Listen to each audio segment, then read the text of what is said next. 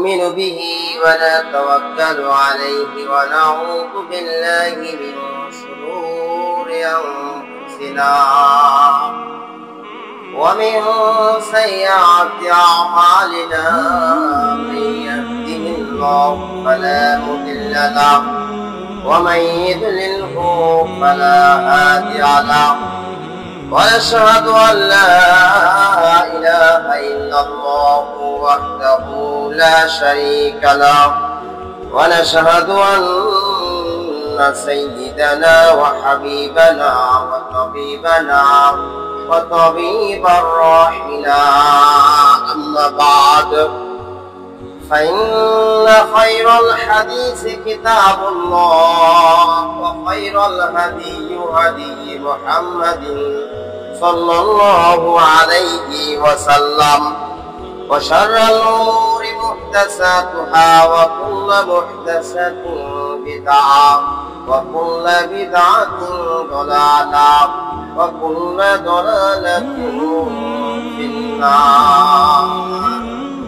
أعوذ بالله من الشيطان الرجيم. بسم الله الرحمن الرحيم. يا أيها الذين آمنوا لا يسخر قوم من قوم عسى أن يكونوا خيرا منهم ولا نساء من نساء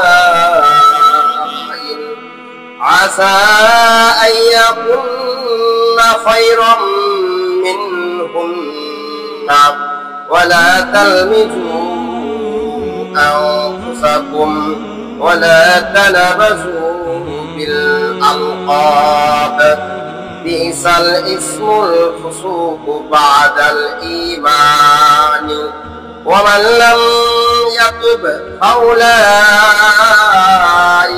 هم الظالمون.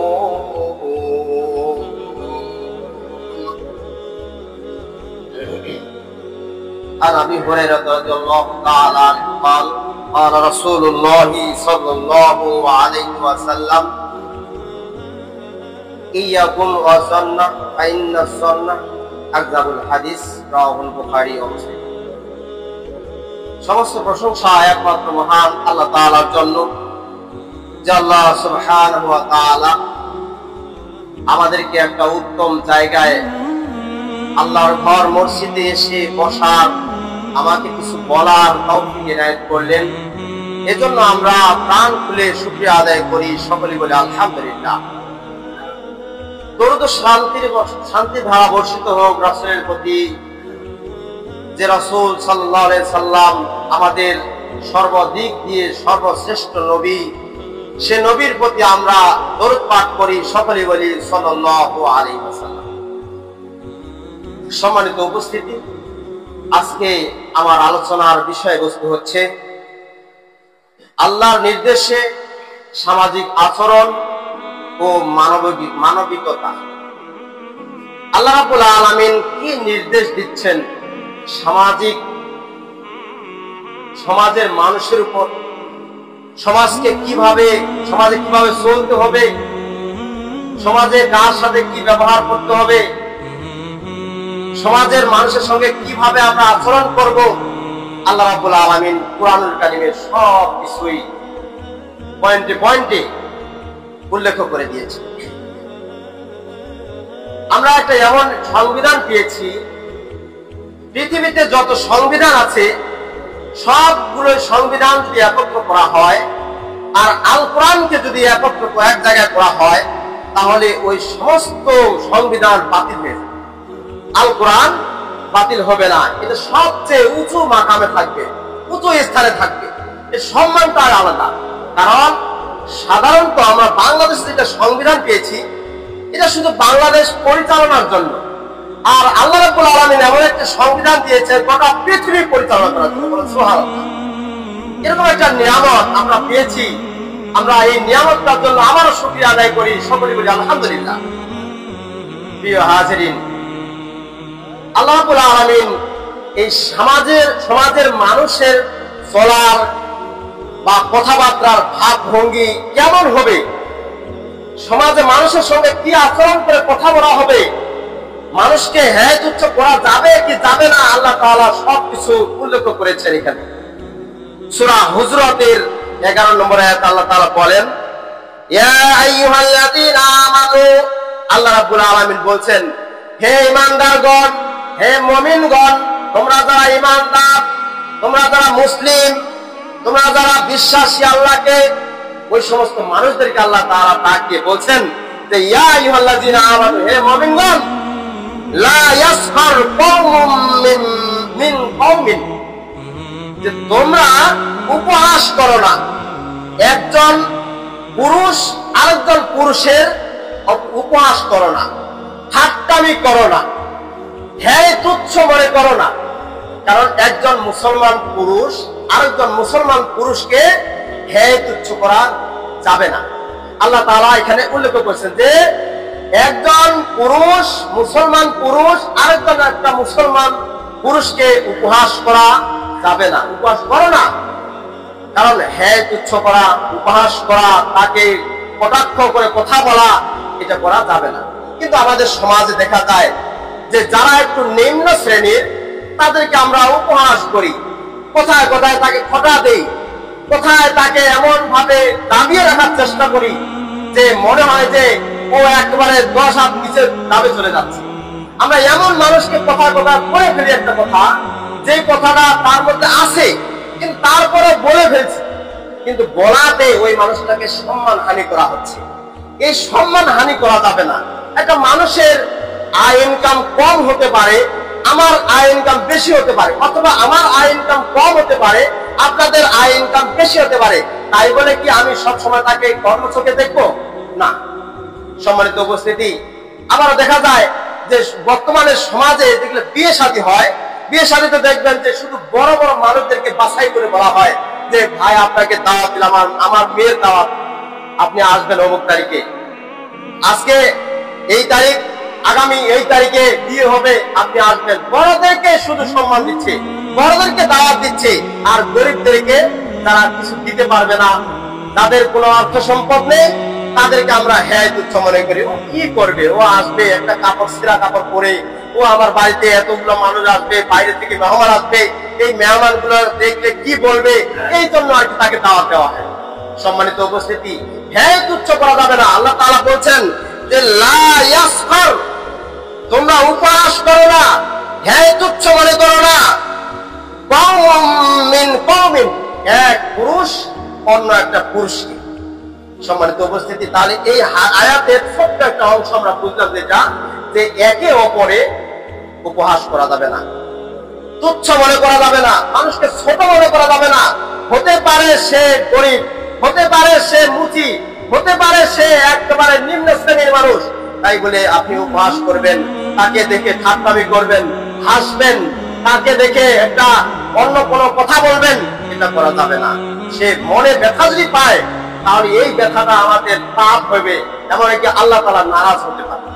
সম্মানিত উপস্থিতি, তাই এখান থেকে আমরা বুঝলাম যে একে অপরে, একজন মুসলমান অপর একটা মুসলমানকে হ্যাঁ তুচ্ছ করা যাবে না। আমরা যাতে তুচ্ছ মনে না করি, সবাই সমান। আল্লাহ তাআলা আমাদেরকে সৃষ্টি করেছেন, আল্লাহ তাআলা আমাকেও দুইটা হাত দিয়েছেন, তাকেও দুইটা হাত দিয়েছেন, আমাকেও দুইটা চোখ দিয়েছেন, তাকেও দুইটা চোখ দিয়েছেন। হয়তো তার একটু সম্মানের দিক দিয়ে নিচু করেছেন আল্লাহ তাআলার পক্ষ থেকে, সেটা ফায়সালা। আর আমি যে একটু উঁচু স্থানে আছি, আমারও আল্লাহ তাআলার কাছ থেকে ফায়সালা। এটাতে কেউ কারো এখতিয়ার নেই। কেউ বলতে পারবে না যে অমুক লোকটাই তাকে নিচে নামাইছে, অমুক লোকটাই তাকে উপরে দিয়েছে। এটা নয়, এটা আল্লাহর পক্ষ থেকে ফায়সালা হয়েছে, তাকদীরে লেখা আছে। যেটা করবে দুনিয়াতে যেমন তার আকৃতি হবে, যেমন সে খাবে, যেমন সে করবে, তার চলার গতি যেমন হবে, তার সম্পদ যেমন হবে, এটা হচ্ছে আল্লাহর পক্ষ থেকে নির্ধারণ করা তাকদীর। তাকদীরকে বিশ্বাস করতে হবে। তাকদীরকে যদি আমি বিশ্বাস না করি তাহলে তো আমরা ঈমানদার হতে পারবো না। আমরা তো ঈমান থেকে আমরা খারিজ হয়ে চলে যাচ্ছি, মুসলমান থেকে খারিজ হয়ে যাচ্ছি যদি আমরা তাকদীরকে বিশ্বাস না করি। সম্মানিত উপস্থিতি, তাই আমরা বুঝবো যে এক মুসলমান অপর মুসলমানকে হ্যাঁ তুচ্ছ করা যাবে না। যদি করি তাহলে আল্লাহ রাব্বুল আলামিনের এই আয়াতের অংশটাকে আমরা বাদ দিয়ে দিলাম। আল্লাহ তাআলার এই আয়াতটাকে বাদ দেওয়া মানে কি আপনি কাফির হয়ে গেলেন, আপনি একটা কাফির হিসেবে পরিণত হয়ে গেলেন। সম্মানিত উপস্থিতি, আয়াতের একটা, কোরআনের আয়াতের একটা হরফ, একটা শব্দ যদি বাদ দেওয়া হয় তাহলে আপনি বিনা হিসেবে কাফির। কারণ আল্লাহ তাআলা একবারে বলছেন যে কোরআনুল কারীমের প্রথমেই যে সূরাটা আছে, সূরা বাকারার প্রথমে, যালিকাল কিতাব লা রাইবা ফি, এটা একটা এমন কিতাব যার মধ্যে কোনো সন্দেহ নেই। আপনি একটা হঠাৎ করে শব্দ বাদ দিবেন, একটা অক্ষর বাদ দিবেন, এর মধ্যে তো কোনো সন্দেহ ছিল না। আল্লাহ পাক তো এটা বলে দিয়েছেন যে এর মধ্যে কোনো সন্দেহ নেই।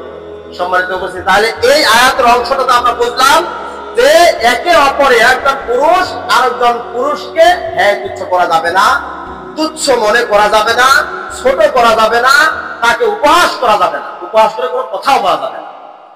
যতটুকু পারি তাকে সান্ত্বনা দিয়ে, তাকে ভালোবাসা দিয়ে, তাকে মহব্বত দিয়ে তাকে কথা বলা।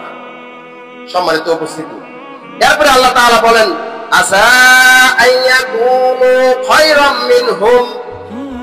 আল্লাহ তাআলা বলছেন হয়তো, আসা হয়তো, তোমার যে তুমি যাকে উপহাস করতেছো, তুমি যার উপর ছোট মনে করতেছো, হয়তো ও তোমার চাইতেও সম্মানিত হতে পারে।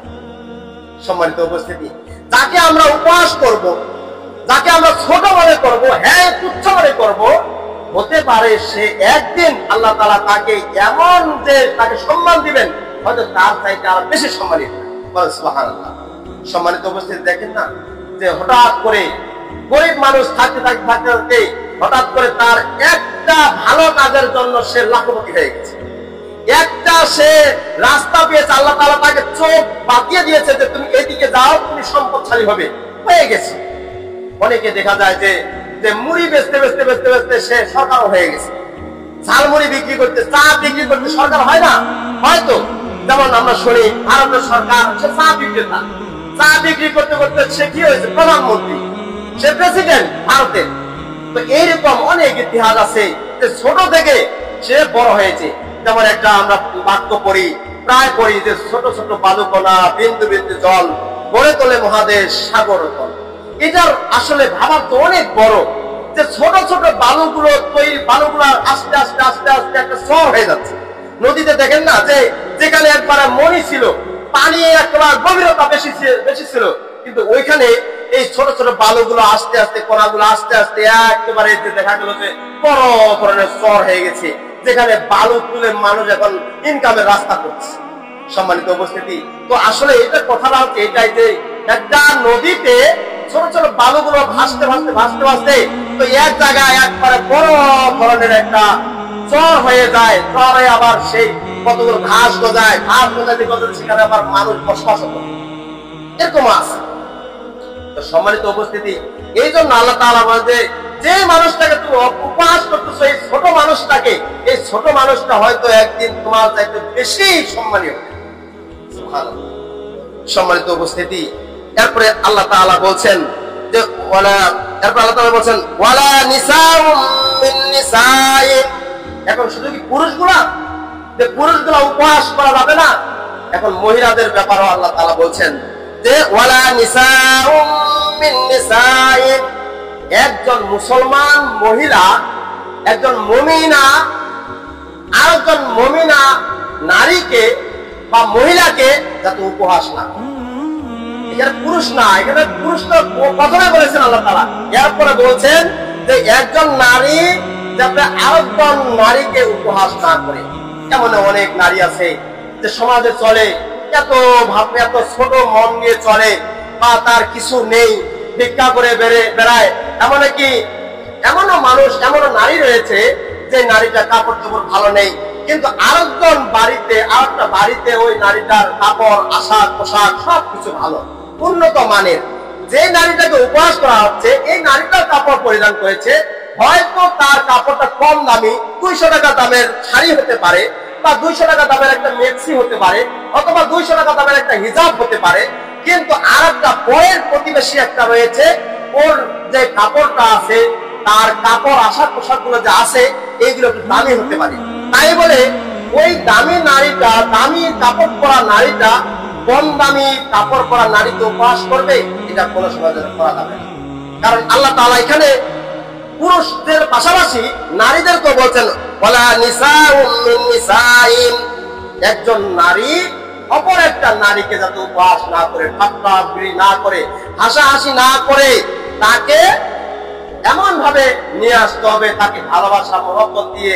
আপনার সম্পদ থাকতে পারে, আপনার টাকা পয়সা থাকতে পারে, আপনিও নারী উনিও নারী, হয়তো আপনার টাকা পয়সা কিছু সম্পদ দিয়ে তাকে দান সাদকা করে তার কাপড়টা একটু মূল্যায়ন করার জন্য তাকে দেওয়া যেতে পারে, কিন্তু উপহাস করা যাবে না। আপনি উপহাস করার মতো কেউ নয়। কারণ আল্লাহ তাআলা, আপনি নারী, আপনাকে দুইটা হাত দিয়েছে, আপনাকে সম্মান দিয়েছে, আপনার দুইটা চোখ দিয়েছে, দুইটা পা দিয়েছে, হাত, সবকিছু দিয়েছে, কিন্তু যেই তার নারীটা কম দামি, ওই নারীটাকে আল্লাহ তাআলা দিয়েছে, তবে সম্মানের দিক দিয়ে একটু উঁচু নিয়েছে। তাই বলে কি আমরা অবহেলা করবো, ঠাট্টামি করবো, হাসাহাসি করবো, মস্করা করবো? না, ওই নারীটাও নারী, যেই নারীটা উন্নত মানের সেই নারীটাও নারী।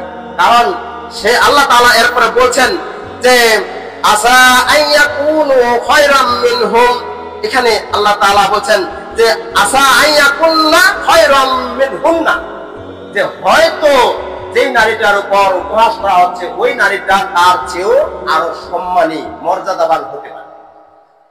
সম্মানিত উপস্থিতি, আল্লাহ তাআলা এমন ভাবে বলেছেন মহিলাদেরকে, পুরুষদেরকে যেমনই ভাবে বলেছেন মহিলাদেরকেও তেমনই ভাবে বলেছেন যে একজন পুরুষ যাতে অপর পুরুষকে উপহাস না করে, একজন নারী যাতে অপর একটা নারীকে উপহাস করে কথা না বলে। এরপর আল্লাহ তাআলা বলছেন ওয়ালা তালমিজু আনফুসাকুম, এমনকি তোমরা নিজেদের উপর দোষারোপ করো না। এখানে আল্লাহ তাআলা বলছেন তোমরা নিজেদের উপর নিজেকে দোষারোপ করো না, যে আপনার টাকা পয়সা কম হয়েছে, বা আপনার একটু কম দামে আপনি সম্মান পেয়েছেন, বা আল্লাহ তাআলার পক্ষ থেকে আপনাকে সম্মান কম দিয়েছেন, তাই বলে কি নিজের উপর দোষারোপ করবেন? দোষারোপ করা যাবে না। হয়তো এক নারীর চেহারা বেশি ভালো হতে পারে, আর এমন একটা নারী আছে সে কুৎসিত হতে পারে, কালো হতে পারে, তাই বলে উপহাস করবেন? উপহাস করা যাবে না। কিন্তু যে নারীটা কালো, ওই নারীটা কি এরকম মনে মনে নিয়ে আসতে পারবে যে আমার আল্লাহ তাআলা আমাকে কেন কালো বানাইলো? আমি যদি আজকে জগতের ভালো হতাম, আমি যদি আজকে ফর্সা হতাম, তাহলে ওই নারী আমাকে উপহাস করে কথা বলতে পারতো না। এই কথাটাও বলা যাবে না। আল্লাহ তাআলা বলছেন যে ওয়ালা তালমিজু আনফুসাকুম, তোমরা নিজেদের উপর দোষারোপ করো না। আল্লাহ তাআলা তোমাকে অসম্মানী করেছেন, এটা আল্লাহ তাআলার ফয়সালা। আল্লাহ তাআলা আপনাকে সম্মানী করেছেন, এটা আল্লাহ তাআলার পক্ষ থেকে ফয়সালা। কিন্তু এখানে আপনি মন খারাপ করবেন যে আমাকে ওই নারীটা আমাকে এত সুন্দর, এত কষ্ট দিয়ে কথা বললো, আমার চেহারা ভালো নেই তাই বলে আমাকে এত উপহাস করে কথা বললো, আর ওই আমার চেহারা কালো, আমি পুরুষ হয়েছি তাই আরেকজন ফর্সা মানুষ বলতেছে ও কালো মানুষ, তাই বলে কি আমি মন খারাপ করে থাকবো? মন খারাপের কোনো কিছুই নেই। আল্লাহ তাআলা বলছেন ওয়ালা তালমিজু আনফুসাকুম, তোমরা নিজেদের উপর কোনো সময় জন্য দোষারোপ করো না। কারণ সব সময় মনের ভিতর ফুর্তি নিয়ে আসতে হবে, আল্লাহ তাআলা আমাকে সৃষ্টি করেছেন, আল্লাহ তাআলা আমাকে রিজিক দেন, আল্লাহ তাআলা আমাদের সব কিছু দায়িত্ব নিয়েছেন, তো আমি ওর কথা শুনে আমি মন খারাপ করব? আরেকজনের কথা শুনে আমি মন খারাপ করবো কেন? কিছু করার, কারণ আল্লাহ তাআলা আমাকে সৃষ্টি করেছেন। আল্লাহ তাআলা এমন ভাবে সৃষ্টি করে আল্লাহ তাআলা বলছেন সূরা ইনফিতরে যে ফি আইয়ি সূরাতিন মা শাআ রাব্বাক, আমি আল্লাহ যেমনই ভাবে ইচ্ছা, যেমনই ভাবে চাইছি, তেমনই ভাবে মানুষকে সুঠাম দেহ দিয়েছি, সুঠাম চেহারা দিয়েছি, যেমনই ইচ্ছা করেছি। সম্মানিত উপস্থিতি, আল্লাহ তাআলা যেমন চাইছেন তেমনই আমাকে বানিয়েছেন, যেমন ইচ্ছা আমাকে যেমন চেহারা দিয়েছেন, এটা আল্লাহ তাআলা তার ইচ্ছা মতো দিয়েছেন। আমি আপনি চেহারা হওয়ার কে? হয়তো 2-4 দিনের জন্য কেমিক্যাল ব্যবহার করে চেহারা একটু ভালো করতে পারে, একটু হার্বাল কোম্পানি থেকে কিছু মেডিসিন পাউডার মাখে বা ক্রিম মাখে বা মেকআপ বক্স ময়দা মাখে আপনার চেহারাটা ভালো করতে পারবেন, কিন্তু এই চেহারা তো সারা জীবন থাকবে না, কিয়ামত পর্যন্ত থাকবে না। এটা ক্ষণিকের জন্য। আপনি হয়তো 6 মাস, হাইস্ট 3 মাস, এরপরে না ব্যবহার করলে, ক্রিম যদি আপনি ব্যবহার না করেন, তাহলে আপনার চেহারা সে পূর্বে ফিরে আসবে। কারণ আল্লাহ তাআলা মাটির সৃষ্টি করেছেন, আল্লাহ তাআলা আপনাকে মাটি দিয়ে সৃষ্টি করেছেন, এটা তো বিশ্বাস করতে হবে। মাটির দেহ মাটিই খাবে। আপনি অহংকার করবেন শুধু এই সুন্দর চেহারাটার জন্য না। এই জন্য আল্লাহ তাআলা বলছেন যে ওয়ালা তালমিজু আনফুসাকুম, তোমরা নিজেদের উপর দোষারোপ করো না। এরপর আল্লাহ বলছেন ওয়ালা তানাবাজু বিল আলকাব, এখানে আল্লাহ তাআলা বলছেন যে তোমরা এরকম আরেকটা কথা বলছেন এখানে আল্লাহ তাআলা, যে তোমরা একে অপরে যখন কথা বলো, এই কথা বলতে বলতে আবার একজন মানুষ তাকে উপনামে ডাকছে, উপনামে ডেকো না, উপনামে ডেকো না। আল্লাহ তাআলা বলছেন যে ওয়ালা তানাবাজু বিল আলকাব, তোমরা ডেকো না উপনামে, মন্দ একটা উপনামে ডেকো না। সম্মানিত উপস্থিতি, এখানে বুঝতে, মন্দ উপনামে ডাকা যাবে না। কোনটা? যে একজনের নাম হচ্ছে আব্দুল্লাহ, আরেকজনের নাম হচ্ছে আব্দুর রহমান, আবার আরেকজনের নাম হচ্ছে যে হেমায়াতুল্লাহ, আবার আতাউল্লাহ, এরকম করে নাম আছে। প্রত্যেকটা একটা করে নামের অর্থ আছে, কিন্তু আপনারা একটা মন্দ নাম দিয়ে উপনাম দিয়ে ডাকতেছেন, যে আতাউল্লাহ জায়গায় আতাবুল্লাহ, এরকম করে ডাকতেছেন। আবার কেউ বলতেছে যে সোনাবুল্লাহ, কেউ বলতেছে সোনার হরিল্লাহ, এরকম করে কথা বলছে। এটা উপনাম, একটা নাম দিলেন। আপনার যেটা নাম, এই নামটাই ডাকতে হবে। আপনার যেটা নাম আকিকা করে করা হয়েছে, ছাগল জবাই করে এনে, হয়তো 2টা ছাগল 1টা ছাগল জবাই করে আপনার নাম রাখা হলো, এরপরে মানুষ হাসি রহস্য করে আরেকটা নতুন করে নাম সংযোজন করে। আল্লাহ তাআলা বলছেন যে এই নামে ওয়ালা তানাবাজু বিল আলকাব, তোমরা মন্দ ভাবে আরেকটা নতুন উপনাম সংযোজন করো না। মন্দ উপনামে ডাকা যাবে না। নাম যেটা আছে সেটা নাম ধরে ডাকতে হবে। এমন একজনের নাম হচ্ছে ধরেন মমিনুল ইসলাম, ওখানে আবার বল্টু করে ডাকছে, নাট বল্টু, এরকম স্ক্রু টাইপ এরকম করে ডাকছে। এরকম করা যাবে না। মানে এক কথায়, যার যেটা নাম আল্লাহর পক্ষ থেকে একটা মানে আছে, যে আল্লাহ তাআলার নামের সাথে সম্পর্ক রেখে বা এমন সুন্দর করে নাম লিখেছে, এই নামটা আবার অন্য নামে ডাকানো এটা যাবে। আপনার নাম যেটা সেটাই, আব্দুর রহমান আব্দুর রহমান, আব্দুল্লাহ আব্দুল্লাহ, হাবিবুল্লাহ হাবিবুল্লাহ, হিজবুল্লাহ ওই হিজবুল্লাহ, তারপর অন্য কিছু নাম ধরে ডাকবেন, এটা ডাকা যাবে। সম্মানিত উপস্থিতি, অনেকে আমাকে ডাকা, আমার নাম আব্দুর রহমান, অনেকে ডাকে রহমান। এখন এখানে একটা সমস্যা আছে। যদি আপনি আমাকে রহমান করে ডাকেন, তাহলে একটা দয়াময়ের একটা দয়াময় আল্লাহর কাছে কথাটা হচ্ছে, মানে আমি আল্লাহ হয়ে গেলাম। নাউজুবিল্লাহ, এটা করা যাবে না। আসলে এটা যারা বলতেছে না বুঝে বলতেছে।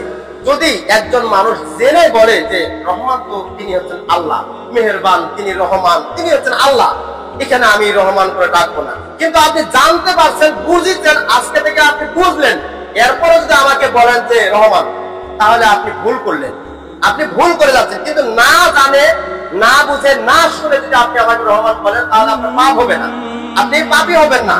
কিন্তু আমার নামটা জানলেন বা শুনেছেন যে রহমান বলা যাবে না, আব্দুর রহমান বলতেন, মানে দয়াময়ের বান্দা। আমার নামের অর্থ হচ্ছে দয়াময়ের বান্দা, এটা অর্থ হবে। তাহলে আব্দুর রহমান বলতে হবে। আব্দুর কথাটা যদি বাদ দেন, খালি রহমান বলেন, তাহলে আল্লাহ হয়ে গেল, আল্লাহর বান্দা। মানে কি, রহমান বললে খালি আল্লাহ হয়ে গেলেন, মেহেরবান তিনি রহমান। আর যদি আব্দুর খালি ব্যবহার করেন, তাহলে দয়াময়ের বান্দা, মানে আল্লাহর বান্দা। আর আমি তো আল্লাহ হতে পারবো না। আপনি যদি জেনে বুঝে তারপর রহমান বলেন, তাহলে এটা ভুল হবে। এটা একটা আল্লাহর সাথে কেমন যেন সম্পর্ক হয়ে যাচ্ছে, এটা করা যাবে না।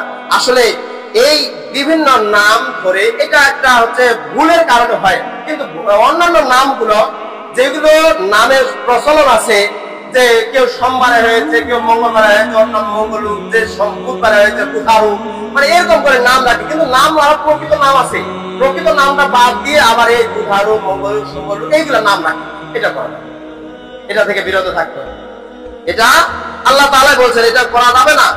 এরপর আল্লাহ তাআলা বলছেন, বিসাল ইসমু ফুসুকুন বাদাল ঈমান, ঈমান গ্রহণের পরে এই অন্যায় কাজগুলো যে করে, খারাপ কথাগুলো বলে, এই মানুষটা হচ্ছে ফাসিক। এটা কি? ফাসিক, পাপাচারী, এ পাপী। কারণ জানার পরেও যদি বলে, জানার পরেও তার ডাক নাম যেটা নাম আছে, নামটা বাদ দিয়ে একটা উপনাম, খারাপ ভাবে একটা নাম বলে, তাহলে ফাসিক। তাহলে আমরা তো ফাসিক হতে পারি না। আমরা মুসলমান, আমরা ফাসিক হবো কেন? পাপাচারী হবো কেন?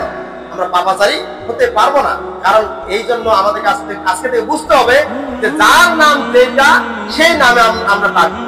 অন্য কোনো নাম করে যেটা খারাপ ভাববে, আমি নামটা বললে সে খারাপ মনে করবে, এই নামে ডাকা যাবে না। এরপর আল্লাহ তাআলা বলছেন ওয়ামান লাম ইয়াতুব, আর কেউ যদি এইটা থেকে বিরত না থাকে, এই কথাগুলো থেকে যারা বিরত না থাকবে না, ফাউলাইকা হুমুজ জালিমুন, তবে ওই সব লোক তো তারা সীমালঙ্ঘনকারী, তারা সীমালঙ্ঘনকারী। আল্লাহ তাআলা বলেন ওরা জালিম, ওরা জুলুম অত্যাচারকারী। সম্মানিত উপস্থিতি, আমরা তো জালিমও হতে চাই না। আল্লাহ তাআলা বলেন ইন্নাল্লাহা লা ইউহিব্বুজ জালিমিন, নিশ্চয়ই আল্লাহ রাব্বুল আলামিন জালিমদেরকে ভালোবাসেন। যদি আল্লাহ তাআলা ভালো না বাসেন জালিমদেরকে, তাহলে আমরা যে এই কাজগুলো করতেছি আমরা তো জালিমের পর্যায়ে চলে যাচ্ছি। তাহলে আল্লাহ তাআলা যদি আমাদেরকে ভালো না বাসেন, তার যত ইবাদত করতে সবগুলো বাতিল হয়ে যাচ্ছে। কারণ আল্লাহ তাআলা পছন্দই করেন না আমাকে, তাহলে আমার ইবাদত পছন্দ করবেন না। সম্মানিত উপস্থিতি, তাহলে এখান থেকে আমরা বুঝলাম যে যে সমস্ত কাজগুলো একজন মুসলমান আরেকজন মুসলমান ভাইকে উপহাস করা যাবে না, একজন মুমিনা নারী আরেকজন মুমিনা নারীকে উপহাস করে কথা বলা যাবে না।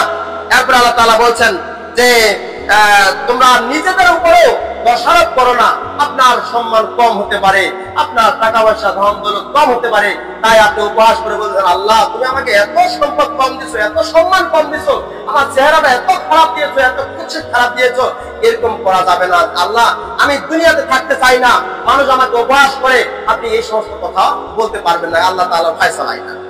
এরপরে আবার মন্দ নামে কাউকে ডাকা যাবে না, যে নামটা আছে, যেই নামটা তাকে আকিকা করে রাখা হয়েছে ওই নামে তাকে ডাকতে হবে। অন্য কোনো খারাপ মন্তব্য করে খারাপ ভাষা বলে একটা তাকে নাম ধরে ডাক দিলেন, ওই নামটা ধরে ডাক দেওয়ার পরে সেই মানুষটা তাকে ডাক দিলেন, সে মনে মনে একটা ক্ষোভ প্রকাশ করলো, একটা মনের ভিতর একটা খারাপ চিন্তা নিয়ে আসলো, মনের ভিতরে একটা শত্রুতা, একটা গভীর ভাব গাম্ভীর্য নিয়ে আসলো। এর এক পর্যায়ে সে এমনও হতে পারে যে আপনার সাথে এমনও যে ছুরি নিয়ে আঘাতও করতে পারে এই মন্দ নামটার জন্য। দেখেন আজকে এই পঞ্চগড়ে এতদিন থেকে শুনেছি যে কোন সময়ের জন্য মানুষকে ছুরি ফেলেতে হত্যা করা হয়েছে। সেদিন বলে ওই হলের সামনে, পঞ্চগড় হলের সামনে একজনের পেটে ছুরি ফেলে চলে গেছে। কারণটা কি? অবশ্যই তার কারণ আছে। কারণ দোষ যদি না করে তাহলে দোষীকে এমনিতে হত্যা করা হয়? কারণ দোষ সে করেছে। যেমন টুনিহাটে যায় দেখেন একটা বুড়া মানুষকে হত্যা করেছে, ছুরি ফেলেছে, জবাই করেছে। এটার কারণটা কি? এটার কারণ আছে, হয়তো কোনো সময় কোনো জায়গায় কোনো আঘাত দিয়েছে, এই আঘাত দেওয়ার কারণে এই আঘাত প্রাপ্ত হয়ে যে আমি এত বড় আঘাত দিছো, দুনিয়াতে তোমাকে আমি রাখবই না। এই জন্য সে মনের শয়তান তো সবসময় লাগিয়ে আছে। কারণ শয়তান তো মানুষের প্রকাশ্য শত্রু, শয়তান তো মানুষের গোপনের শত্রু, প্রকাশ্য শত্রু। ও তো আপনার পিছনে আছে, আপনি যান এই জায়গায় যান, ওকে ছুরি দিয়ে জবাই করেন, ওকে পেটে ছুরি দিয়ে ফেলে দেন, আপনি এটা কাজ করেন, এটা খারাপ কাজ, ভালো কাজের কথা কোনো সময়ের জন্য বলবে না। শয়তান সবসময় খালি আপনার খারাপ কাজে পরিচালিত করবে। কারণ আল্লাহ তাআলার কাছ থেকে সে অনুমতি নিয়ে এসেছে, আল্লাহ আমি দুনিয়াতে আমি থাকতে চাই, আমাকে সময় দেন কিয়ামত পর্যন্ত, আমি শুধু মানুষকে জাহান্নামের পথে ঠেলে নিয়ে চলে যাব, খালি ওইটাই। নাউজুবিল্লাহ। সম্মানিত উপস্থিতি, শয়তানের সাথে বিরোধিতা করতে হবে, শয়তানের কাজ থেকে দূরে থাকতে হবে। একটা খারাপ কাজ হচ্ছে, আপনি এই খারাপ কাজে আপনি যাবেন না, খারাপ কাজ থেকে দূরে থাকবেন, তাহলে আপনি শয়তান থেকে দূরে থাকলেন। একজন মানুষ খারাপ কথা বলেছে, যেখানে সেখানে বৈঠক করছে, এই বৈঠকে আপনি যাবেন না। যদি বৈঠকে যান, হয়তো সেই কাজে, খারাপ কাজে আপনি জড়িত হতে পারেন, এখান থেকে আপনাকে দূরে সরে যেতে হবে। সম্মানিত উপস্থিতি, অনেক সময় দেখা গেল যে আমাদের গ্রামের যেখানে সেখানে বসে আড্ডা হয়, যেখানে সেখানে বসে আড্ডা হয়, 4-5টা মানুষ মিলে ওখানে রাজনীতি, কথা শুনে কূটনীতি, দুর্নীতি, সব নীতি পরিচালনা হয়ে যায়। সেখানে সত্য মিথ্যা যাচাই বাছাই কিচ্ছু হয় না, পরিষ্কার ভাবে এমন এমন ওর নামে বিগত, ওর নামে একজন একটা গীবত, ওর নামে একটা পরনিন্দা, ও কেমন লোকটা, ওই জাতি কেমন, ওই গ্রামের মানুষ কেমন, ও কোথায় ছিল, এতদিন এত খারাপ ছিল, এত ছবি সাহেব হয়েছে, এমন এমন কথা ব্যবহার হয় যে জায়গাটা থেকে আমাদের বিরোধ। কারণ সেখানে মিথ্যা দিয়ে শুরু হয়ে যায়।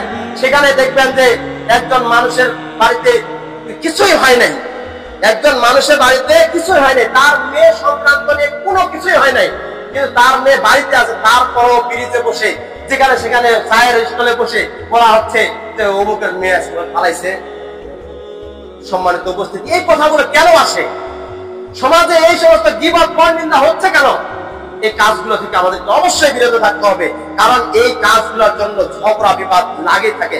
শয়তান খালি কষ্ট দিতে আছে, আপনার পিছনে লাগে আছে। আপনি এই কথাটা বলেন না, এই বলাতে দেখবেন যে এই একটা কথা ওর কানে গেল, ওর কান থেকে ওর কানে গেল, এই কানে যাইতে এমন পর্যায়ে একটা আকার ধারণ করলো যে একবার বড় আকার ধারণ করলো।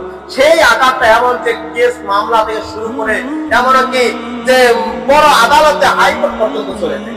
কি জন্য যায়? এই যে আমরা যেখানে সেখানে না বুঝে আড্ডাখানায় বসে থাকি, যেখানে সেখানে চার স্কুলে গল্প করি, আর প্রত্যেকটা চুমুকে চুমুকে গল্প, আর কত যে গীবত আর পরনিন্দা হচ্ছে আমরা তো বুঝতে পারি না। পান খাচ্ছি, সিগারেট খাচ্ছি, আর বলছি লোকটা কেমন রে, দুনিয়া না খায় ফেলাবে, মানুষটা ভালো না, এই এত এই কাজ করলো। আল্লাহ রাসূল সাল্লাল্লাহু আলাইহি সাল্লাম বলেছেন, হে সাহাবীরা, তোমরা কি জানো যে গীবত কি? সাহাবীরা বলতেছে, ইয়া রাসূলুল্লাহ, আল্লাহ ও রাসূলই ভালো জানেন। বলতেছে, শোনো, গীবত হচ্ছে যে তুমি এমন একটা কথা বলেছো যেটা তোমার ভাইয়ের কথা বলেছো, তোমার একটা মুসলমান ভাইয়ের কথা বলেছো, মানে এটা দোষ ত্রুটির কথা বলেছো, যদিও ওই ভাইয়ের কাছে বিদ্যমান থাকে। মানে কি, একটা কথা বলেছে, আমি একটা কথা বললাম আপনাদের, যে আপনাদের কাছে কিন্তু আছে, আপনার কালচারও আছে, আপনি কাজটা করেছেন, তারপরেও আমি বলেছি ওই লোকটা ওই কাজটা করেছে, এটাই গীবত। কিন্তু আমি একটা কথা বলেছি, বলার পরে ওই মানুষটা কিন্তু আসলে বলে নেই, ওই মানুষটার আমল আখলাক চরিত্রে এরকম কোনো দাগ নেই, ওই মানুষটা এই কাজটা করে নাই, কিন্তু আমি বলেছি, এটা হচ্ছে অপবাদ। এটা কি? অপবাদ। আল্লাহ তাআলা, আল্লাহ রাসূল বলেছে এটা করতাম, এটা অপবাদ, এটা অপবাদ দেওয়া যাবে না। কারণ একটা মানুষ ভালো খারাপ করুক, এই খারাপ করুক আর দোষী করুক, পাপের কাজ করুক, কিন্তু এই কথাটা আরেকজনের কানে বললেন, আরেকজনের কাছে গল্প করলেন, এটা হচ্ছে গীবত। আর এমন একটা কথা বলেছেন যে লোকটা কাজটা করে নাই, তার মধ্যে এটা পুরো বিদ্যমান নাই, সে এটা পুরো সমাজে করতে পারে না, তারপর আপনি মানুষকে উপহাস, মানুষকে হাসি মশকরা করার জন্য আপনি কথাটা বলেই ফেলছেন, এটা হচ্ছে অপবাদ। এই অপবাদ দেওয়া যাবে না, এটা থেকে আমাদেরকে অবশ্যই দূরে থাকতে হবে। কারণ এখন এইগুলো যদি বলেন তাহলে আমরা কি হব? ওই ফাসিকের পর্যায়ে চলে যাব, মিথ্যা পাপাচারের কাছে চলে যাব, আমরা জালিম হিসাবে স্বীকৃতি অর্জন করব। সম্মানিত উপস্থিতি, অনেকেই এই যে গীবত করার কতগুলো কারণও রয়েছে। গীবত করার কারণ হচ্ছে, এক, যেই মানুষটা মানুষের গীবত করে ওই মানুষটা আল্লাহর পক্ষ থেকে তার অন্তরের মধ্যে কোনো ভয় নেই, সে আল্লাহকে বিশ্বাস করতে পারে না, আল্লাহর প্রতি তার ইয়াকিন নাই, সে আল্লাহকে মনে প্রাণে আল্লাহ বলে দাবি করতে পারে না। মানে এরকম মন মানসিকতা নিয়ে আসছে, ও কোনো সময় যেন বলে না আল্লাহ এত বড় একটা পৃথিবী সৃষ্টি করেছে, আল্লাহ তাআলা এত বড় একটা দুনিয়া সৃষ্টি করেছে, আসমান সৃষ্টি করেছে, আল্লাহ তাআলা একজন, তিনি সমাসীন, তিনি আরশে আজিমে আছেন, এটা বিশ্বাস করতে পারে না, কোনো সময় কল্পনাও করে না। খালি মানুষ দেখানো আছে, স্যাম্পল দাঁড়িয়ে আছে, সাইনবোর্ড দেওয়া আছে, কিন্তু মুনাফিকে তার অন্তরে ভরা। গীবতখোর, সে পরনিন্দা করতে করতে জীবনটা শেষ করে দিয়েছে, কারণ সে আল্লাহর পক্ষ থেকে তার অন্তরে কোনো ভয় নেই। যারা অন্তর থেকে ভয় নেই, এতে হাজম আন্দালুসি একটা কথা বলেছিলেন যে মানলাম ইয়াত্তাকিল্লাহ, যে আল্লাহকে ভয় করে না, বলা মা বলা, সে যখন তার মনে যেটা ইচ্ছা করে বলতে চায় সেটা বলেই ফেলে। সম্মানিত উপস্থিতি, আমি আপনি যখন যেটা মুখ দিয়ে যদি বলি, মনের ভিতরে আসছে কথাটা বলে ফেললাম, হিসাব কিতাব করলাম না, আমার কথাটা কোথায় পড়লো, এই কথাটা হিসাব কিতাব করলাম না, এই মানুষটা আল্লাহকে ভয় করে না। কারণ আল্লাহকে যদি ভয় করতো তাহলে সে ওই কথাটা বলতো না, যখন যেটা আসবে মুখে সেটা আপনি বলে দিলেন, এটা বলতে পারতো। সম্মানিত উপস্থিতি, দ্বিতীয় নম্বর কারণটা, গীবত যে করে, এই গীবত করার কারণ দ্বিতীয় নম্বরটা হচ্ছে, সে হয়তো বেকারত্ব, না হয় অবসর প্রাপ্ত, না হয় সে একেবারে বয়স্ক আর চলাফেরা করতে পারে না, এই মানুষটাই বেশি গীবত করে দেয়। গীবত করা যাবে না। এই মানুষটা কেমন? অবসর, যখন অবসর হয়ে যায়, মানুষের চাকরি বাকরি শেষ হয়ে গেছে, এখন শেষ পর্যায়ে অবসর, এখন কোন জায়গায় সময় কাটাবে, যেই ভাগ ভাগ করতে করতে প্রতিষ্ঠানগুলোতে শেষ করে দিয়েছে জীবনটা, আর এখন ভাগ ভাগ করিবার আর পারে না, গল্প গুজব করিয়া পারে না, এখন যেখানে সেখানে চার স্কুল হচ্ছে, যেখানে সেখানে চা বিক্রি করছে, বিস্কুট বিক্রি করছে, দোকান পাট সেখানে বসার জায়গা করে দিয়েছে, টিভি একটা চালু করে দিয়েছে। আর ওই সময় ওই অবসরপ্রাপ্ত মানুষ, বেকারত্ব মানুষগুলো যেগুলো চাকরি বাকরি হয় নাই বা চাকরি বাকরি করতে চায় না, অলসতা ও ভাব নিয়ে এসেছে, ওই মানুষগুলো যায় ওখানে বসে আর যত বিপদ আছে আর পরনিন্দা আছে সবগুলো শুরু হয়ে যায়। কারণটা হচ্ছে সে ব্যস্ততা নেই, তার মধ্যে ব্যস্ততা কাজ করে না। কারণ তার যদি ইনকামের রাস্তায় ব্যস্ত থাকতো, সে যদি চাকরি বাকরি করতো, সে চাকরির জায়গা যে 8টার সময় যাইতে হবে, 5টার সময় আসতে হবে বা 5টার পরেও আসতে হবে, ব্যস্ততা কাকে বলে? আপনারা যদি একটু ঢাকা শহরে যান তাহলে বুঝতে পারবেন ব্যস্ততা কাকে বলে। এমনকি অনেক সময় না খেয়ে সকালবেলা যেতে হয়, যদি একটু ঘুম বেশি হয়ে যায় 8টার আগে আপনাকে পাউন্স করতে হবে, 8টার আগে আপনাকে গার্মেন্টস ফ্যাক্টরিতে যাইতে হবে। যদি আপনি পাউন্স না করতে পারেন আপনি অ্যাবসেন্ট হবেন, আপনার 1 ঘন্টা কাটে যাবে। এই চিন্তা ধারণায় থাকে সেখানে কর্মব্যস্ততা। আপনি কথা বলবেন, কথা বলার সময় নেই। এমনও আছে যে আমাদের এলাকাগুলোতে আছে যেগুলো ব্যস্ততায় থাকে সব সময়, যে একটা মানুষ গল্প করতেছে, ও যদি বলে ভাই একটু দাঁড়ান, আপনার সাথে কথা আছে, ভাই পরে আমার একটু সময় নাই, আমি এখন একটু অফিসে যাচ্ছি, আমার কথাটা আমাকে যেটা কথা বলবা রাত্রে 8টার পরে আসিও, আমি তোমাকে কথা বলবো। সম্মানিত উপস্থিতি, ব্যস্ততা কাকে বলে? ব্যস্ততা ওই মানুষটা বুঝে যে সবসময় কর্মে ব্যস্ত। আর যার অবসর, যার কর্ম নাই, যার বেকারত্ব, ও তো আর কি করবে? ও খালি ওই যেখানে সেখানে মানুষ বসে আছে, দুই চারটা ঠকাবাজ ধান্দাবাজ, দুই চারটা পরনিন্দা গীবত করে বসে সময়টা কাটে দিবে। আর তাদের সময় যায় না। এমন মানুষ সময় পায় না, আর এমন মানুষের সময় যায়। সম্মানিত উপস্থিতি, সময় এমন একটা জিনিস, আল্লাহ তাআলা সময়ের কসম করে বলেন, সময়ের কসম, ইন্নাল ইনসানা লাফি খুসর, যে নিশ্চয়ই মানুষ ক্ষতির মধ্যেই নিয়োজিত, ক্ষতির মধ্যেই রয়েছে। আসলে সময়টাকে যদি আমি মূল্যায়ন করতে পারি তাহলে আমি ভালো পথে আছি, আর যদি সময়টাকে মূল্য না দিতে পারি তাহলে আমি ক্ষতির মধ্যে চলে যাচ্ছি। সম্মানিত, সমস্ত মানুষ ক্ষতির মধ্যে আছে, আল্লাহ তাআলা বলেছেন সূরা আসরের 2 নম্বর আয়াতে। আর 1 নম্বর আয়াতে বলেছেন ওয়াল আসর, সময়ের কসম। আল্লাহ তাআলা কি এমন ঠেকা পড়েছিল সময়টাকে কসম করা? আল্লাহ তাআলা সবকিছুই যে ছোট ছোট জিনিসগুলো নিয়ে কসম করেছেন, ছোট ছোট, যেমন ইযা সামাউ ফাতারাত, ওয়াল ফজর, ফজরের কসম, ফজরের কসম, ওয়াল লাইলি ইযা ইয়াগশা, ওয়াশ শামসি ওয়া দুহাহা। এই যে কসমগুলো, সূর্যের কসম, তারকার কসম, এই কসমগুলো করা হচ্ছে কেন? মানুষকে বোঝানোর জন্য, সময়টা বোঝানোর জন্য কসম করা হচ্ছে। আল্লাহ তাআলা নিজেই কসম করে তাগিদ করে কথা বলছেন, কিন্তু তারপর আমরা তাগিদ করে যে সূরাটা পড়ি, যে প্রথমে এটা কসম করে বলছেন আল্লাহ তাআলা, এই সূরাটা কি বলছে কোনো সময় এটা ভুলেও দেখি না ভালো মতো। আসলে যেখানে কসম করেছেন আল্লাহ তাআলা সেখানে একটা তাগিদ রয়েছে, একটা গুরুত্বপূর্ণ বিষয় রয়েছে, কিন্তু আমরা ওটা বুঝতে পারি না। সম্মানিত উপস্থিতি, এই জন্য আমরা সময়কে মূল্য দিতে জানি না। তাই আমরা যেখানে সেখানে বসে থাকি, বসে গল্প গুজব করি, ওর কথা ওকে বলি, ওর কথা ওকে বলে আবার ফেতনা বাজায় দেই, আবার পরবর্তীতে আবার দেখা যায় বাতাবাতিও হয়, এরকম হয়ে যায়।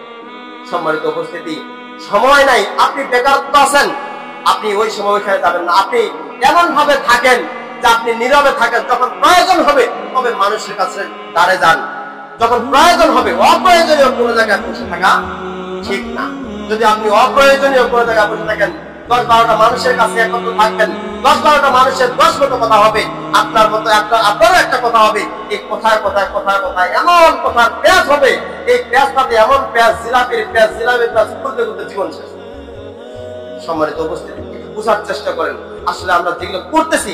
কয়েকদিন আগে একটা প্রোগ্রাম শুনেছি একজনের, আমার এখন কথা না আমার সামনে আসলো যে গীবত করে বেড়াচ্ছে, আরেকদিকে সেই গালিগালাজ করতেছে আরেকজন, আর আরেকজন মানুষের নামে সেই গীবত করে কথা বলছে। যে মানুষটার নামে গীবত করা হচ্ছে, আবার ওই মানুষটার নামে আরেকজন কথা বলছে, ও গীবত করতেছে।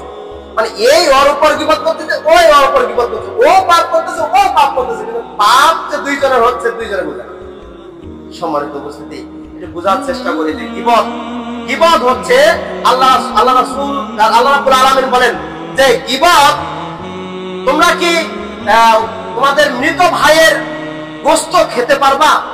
আল্লাহ তাআলা বলছেন যে তোমরা কি মৃত ভাইয়ের গোশত খাইতে পছন্দ করো? তো এখানে আল্লাহ তাআলা বলছেন আইহিব্বু আহাদুকুম, তোমাদের কেউ কি পছন্দ করো আইয়াকুলা লাহমা আখিহি মাইতান, তোমাদের মৃত ভাইয়ের গোশত খাইতে কি কেউ পছন্দ করো? ফাকারিহতুম, অবশ্যই তোমরা ঘৃণা করো, অবশ্যই তোমরা পছন্দ করো না। ওয়াত্তাকুল্লাহ, আল্লাহকে ভয় করো। মানে এখানে বলছেন যে তোমরা তো ঘৃণা করো, অতএব পরনিন্দা গীবত করতেছো করো, আল্লাহকে ভয় করো। ইন্নাল্লাহা তাওয়াবুর রাহিম, নিশ্চয়ই আল্লাহ রাব্বুল আলামিন দয়াময়, তওবাকারী। তিনি তওবা করলে তওবা হয়তো মানুষের তওবা কবুল হতে পারে। আপনি গীবত করেছেন, এখন পর্যন্ত পূর্বে যেগুলো গীবত করেছেন এগুলোর জন্য আপনারা বা আমি এখনো আল্লাহর কাছে তওবা করি। যদি তওবা করি আল্লাহ তাআলা আমাদেরকে কি তওবা কবুল করবেন, আল্লাহ তাআলা আমাদেরকে পাপগুলো থেকে মোচন করবেন। কিন্তু আমরা জানার পরেও যদি তওবা না করি, আজকে থেকে যদি তওবা না করে পূর্বে যেগুলো গুনাহ করেছি, পূর্বে যেগুলো গীবত করেছি, আরেকজনের কথা আরেকজনকে বলেছি, এগুলো যদি আমরা তওবা না করি, এই তওবার জন্য আমাদেরকে জাহান্নামে থাকতে হবে, আমাদেরকে অবশ্যই জাহান্নামে যেতে হবে। সম্মানিত উপস্থিতি, আল্লাহ তাআলা আমাদেরকে এই সমস্ত পরনিন্দা গীবত থেকে, মানুষকে হ্যায় তুচ্ছ থেকে, এমনকি মানুষকে উপহাস করে কথা বলা থেকে আল্লাহ তাআলা আমাদেরকে দূরে রাখুন। সকলে বলি আল্লাহুম্মা আমিন। এই বলে আলোচনা শেষ করছি। ওয়া আখিরু দাওয়ানা আলহামদুলিল্লাহি রাব্বিল আলামিন।